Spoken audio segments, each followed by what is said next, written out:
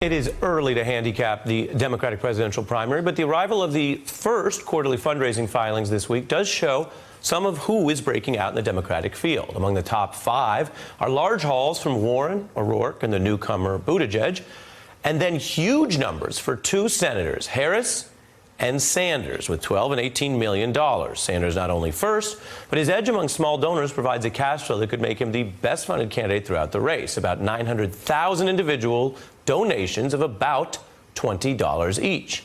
Sanders is out on offense this week, releasing his tax returns and becoming the first candidate to do a Fox News town hall where the audience was polled on his Medicare proposal. This audience has a lot of Democrats in it. It has Republicans, independents, Democratic socialists, conservatives. I want to ask the audience a question. If you could raise your hand here, a show of hands of how many people get their insurance from work, private insurance right now. How many get it from private insurance?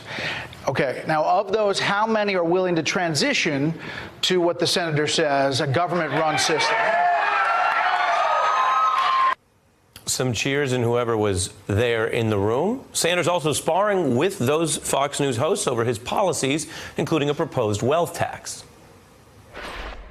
Would you be willing to pay 52% on the money that you made? Also, you can volunteer. You can send a check. Oh, you can volunteer too. We have a. But you suggested that that's what everybody in your bracket should do. And Martha, why don't you give? You make more money than I do. Well, Why don't you I give? didn't suggest a wealth tax. And she's not running for president. All right, but we're going to fight for a wealth tax. Sanders spent most of his career outside of the Democratic Party, and it is beginning to dawn on some party leaders that he can win. The New York Times depicting a, quote, growing alarm among some Democrats about a, quote, 70-something candidate from outside the party structure, immune to intimidation or incentive, with an unwavering base. It also quotes a centrist Clinton insider, Howard Wolfson, saying, people underestimate the possibility of Sanders becoming the nominee at their own peril. What does the Sanders campaign think about this new Times piece? Well, they're already fundraising off it, with Sanders' campaign manager emailing supporters, quote, the Democratic establishment's terrified of our movement, as they should be. Now, at this early stage in the race, most polls, I can tell you, are useless. They really show only name recognition. But many believe that fundraising should not decide who the nominee is, and that makes sense. But what you see on your screen does show who some grassroots activists are leaning towards and who will obviously have the funds to compete in a long race. By that metric, Harris and Sanders are potentially emerging in a kind of a class by themselves, and the New York Times reporting Sanders' breakaway success does have Democrats nervous, while others argue if the top candidates are embracing similar policies, higher taxes to fund Medicare, a working minimum wage, free college, then why should the Democratic Party be afraid of Bernie Sanders anyway? Joining me now to get into the big political fight that is animating Washington tonight, Leo Wright-Rigueur, professor at Harvard's Kennedy School of Government, and Adam Green, Democratic strategist and founder of the Progressive Change Campaign Committee, which has pushed the Democratic Party on economic and other issues. Thanks to both of you for joining me. Good to be here. Thanks for having us. Happy to have both of you. Professor, what do you think of the way this is going down, and a Times article that clearly is tapping into energy on both sides of Bernie right now?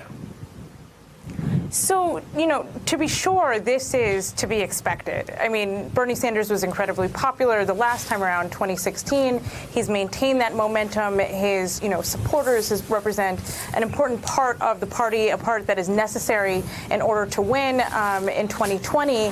But really what we're seeing play out is the kind of ideological differences amongst the various wings of the party. So it's necessary to do it now. It's necessary to do it in detailed fashion, because this is the kind of thing that is going to determine what goes into 2020, what goes into the general election, and really who is strong enough to go up against Trump. And realistically, that's what the base cares about. They care about who is the candidate who is strong enough to beat Trump. It's not about ideology. It's not about, necessarily name recognition, although that is important. But it's about, who has the capacity to beat Donald Trump in the long term and in the long game. Adam? Yeah, well, I agree with that last point. I am one of many people who supports Elizabeth Warren, thinking that she is the most electable Democrat we could nominate. But I will just say, it's clear that Bernie Sanders is the frontrunner at this point, and he absolutely crushed it last night on Fox. I think part of the reason that he's able to exceed expectations so much is that we have a rather broken conventional wisdom here in D.C. that basically doesn't understand that bold, transformational ideas like Medicare for All are super popular with Republican, independent, and Democratic voters. It's less about left versus right and more about the bottom versus the elites at the top. And last night, one of the most compelling moments for me was when Bernie Sanders named the villains, and he named the insurance companies and Big Pharma, but also the Republican establishment and the Democratic establishment. And guess what? None of those people were popular with that crowd. Well, you say that, Adam, and Sanders and Warren are clearly two people with a record of these kind of progressive economic achievements at a time when you're up against this Trump juggernaut in the Democratic Party. When you look at that and then you look at what Sanders is doing, which is clearly right now, even as people perceive him as the frontrunner, we just showed why he has so much money and support on the financial side. He's not leaning into being the Democratic Party frontrunner, right? He's leaning in, and I'm going to read from this email tonight from Faz, his campaign manager, who I think you know from progressive circles, saying, look, the Democratic establishment and high-dollar donors are planning how to stop our campaign. They're terrified of our movement, as they should be. What do you think of what that message is, and that's different from Warren and most other Democrats who might be similar ideologically? Well, first of all, I do think that Elizabeth Warren and Bernie Sanders are in a class unto themselves when it comes to truly bold, transformational, structural ideas. But I don't think it's a bad political strategy at all to bash the Democratic establishment. We have 1 million members at the Progressive Change Campaign Committee, which I'm co-founder of, and look, they don't love the Democratic establishment. Not many people love the establishment, period. Right. So it's and that's possible a point to both that gets appeal to voters, but not appeal to the establishment. I think Those that aren't gets, the same people. and that gets overwhelmed sometimes by some of the other debates among the candidates. Trump clearly showed the antipathy towards Republican establishment figures, Professor. I think what Adam's gesturing to, and clearly what the Sanders folks are betting on, is that there is some of that on the left as well.